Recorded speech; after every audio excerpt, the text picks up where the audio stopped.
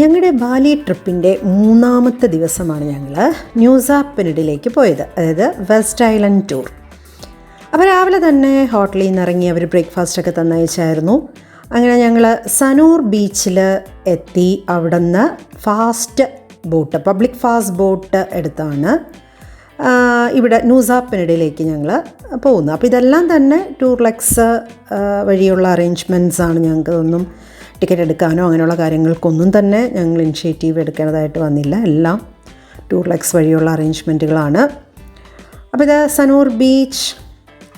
Boat ഒരു 7:30 ആയപ്പോഴാണ് beach വിട്ടത്.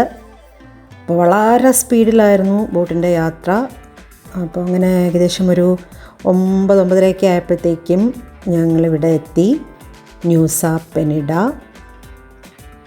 അപ്പോൾ അത് ടോയാ പെഹ് പിയർ എന്ന് പറയുന്നൊരു ബീച്ചിലാണ് ഞങ്ങൾ എത്തിയിരിക്കുന്നത്. പ്രൊണൗൺസിയേഷനൊക്കെ എങ്ങനെയാണെന്ന് തോന്നുന്നു. ടോയാ പെഹെക് എന്നാണെന്ന് തോന്നുന്നു. ടോയാ പെഹെക് പിയർ ഇൻ ന്യൂസ പെനിഡ എന്നാണ്. അപ്പോൾ അവിടെ ഞങ്ങളെ കാത്ത് ഞങ്ങൾക്ക് വേണ്ടിയിട്ടുള്ള ഗൈഡ് അവിടെ നിൽപ്പുണ്ടായിരുന്നു. അപ്പോൾ നേരത്തെ തന്നെ ഞങ്ങൾ സനൂർ ബീച്ചിൽ നിന്ന് ഇങ്ങോട്ട് പുറപ്പെടുമ്പം തന്നെ അവിടുത്തെ ഗൈഡ് ഞങ്ങളുടെ ഫോട്ടോ എടുത്ത് ഇദ്ദേഹത്തിന് അയച്ചു കൊടുത്തിരുന്നു. അതുകൊണ്ട് തന്നെ പെട്ടെന്ന് അദ്ദേഹത്തിന് ഞങ്ങളെ തിരിച്ചറിയാൻ പറ്റി. അപ്പോൾ ഞങ്ങൾക്ക് വേണ്ടി കാറൊക്കെ അറേഞ്ച് ചെയ്ത് നേരത്തെ തന്നെ നിർത്തിയിട്ടുണ്ട്.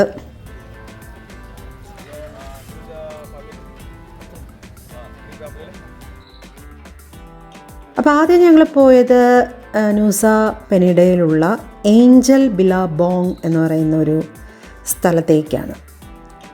വളരെയധികം ഭംഗിയുള്ള ഒരു സ്ഥലം. ഒരുപാട് ഫോട്ടോസൊക്കെ എടുക്കാൻ പറ്റിയ സ്പോട്ടുകളും ഒക്കെ ഉണ്ട്. അപ്പോൾ ഞങ്ങളുടെ ഗൈഡാണെങ്കിൽ ഭയങ്കര ഫോട്ടോഗ്രാഫറായിരുന്നു എന്ന് തോന്നുന്നു. പല ആംഗിളിൽ ഞങ്ങളെ അങ്ങോട്ടും ഇങ്ങോട്ടുമൊക്കെ തിരിച്ച് നിർത്തിയൊക്കെ ഫോട്ടോയും വീഡിയോയും ഒക്കെ അദ്ദേഹം എടുത്തു തന്നു. എന്തായാലും നല്ലൊരു അടിപൊളി എക്സ്പീരിയൻസ് ആയിരുന്നു ഏഞ്ചൽ ബിലാബോങ് എന്ന് പറയുന്ന ഒരു സ്ഥലം.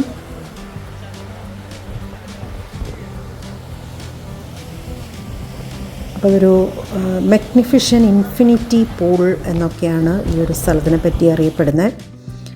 അവിടെ നിന്ന് ജസ്റ്റ് ഒന്ന് നടന്ന് നമുക്ക് ബ്രോക്കൺ ബീച്ചിലേക്ക് എത്താമായിരുന്നു.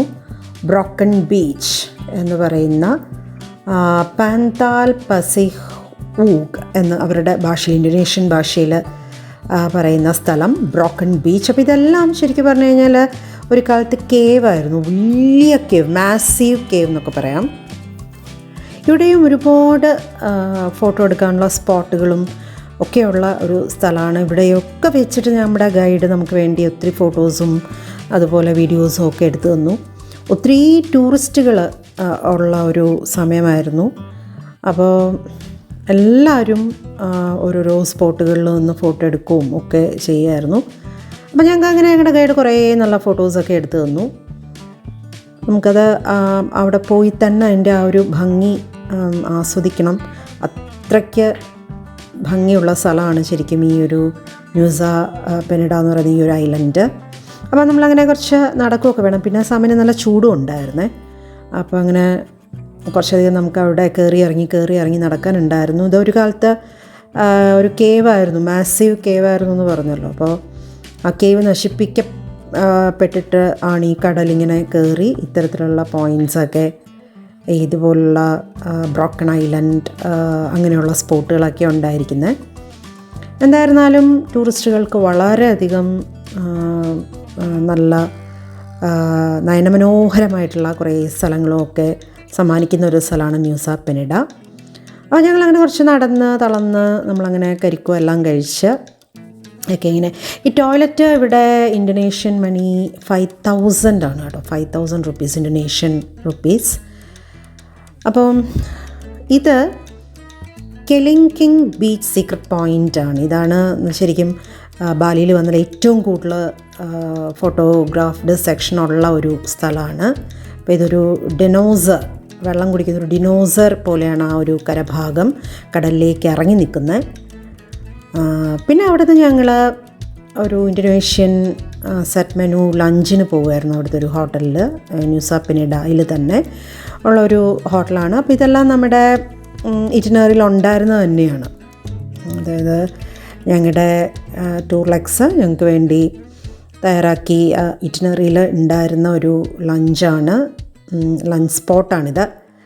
അപ്പോൾ അവിടെ കയറി ഞങ്ങളിങ്ങനെ ഇന്തോനേഷ്യൻ ഫുഡെല്ലാം കഴിച്ചു. റൈസ് കിട്ടി. അപ്പോൾ അങ്ങനെ പലരും പല ഡിഷസൊക്കെയാണ് ഓർഡർ ചെയ്തത്. ടേസ്റ്റി ആയിരുന്നു.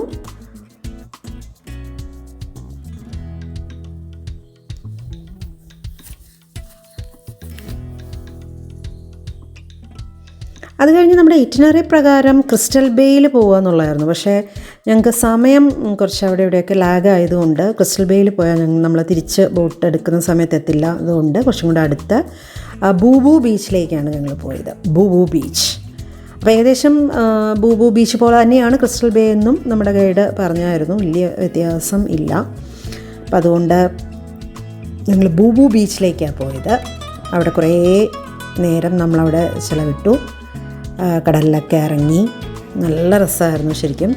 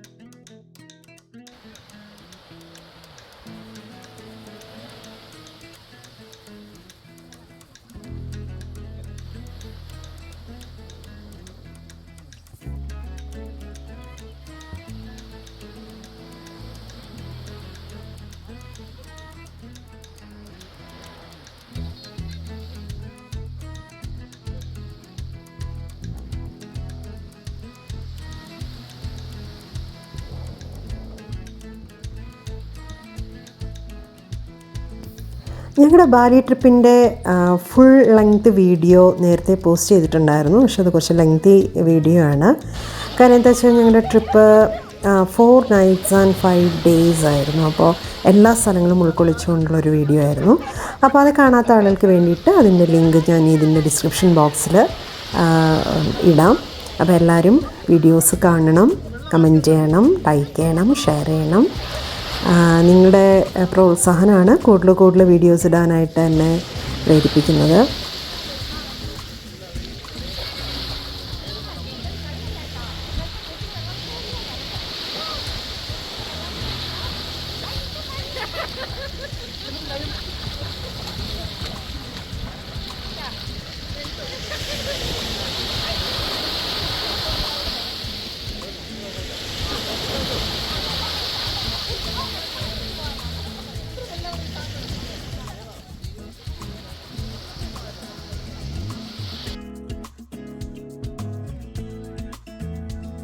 അങ്ങനെ ഞങ്ങൾ തിരിച്ച് സനൂർ ബീച്ചിലേക്ക് പോകാനായിട്ട് ബോട്ട് പിടിക്കാൻ നമ്മൾ ബുയൂക്ക് പെനഡ പിയർ അവിടേക്ക് നമ്മൾ ചെന്നു. അവിടെ തന്നെയാണ് നമ്മൾ വന്നിറങ്ങിയതും.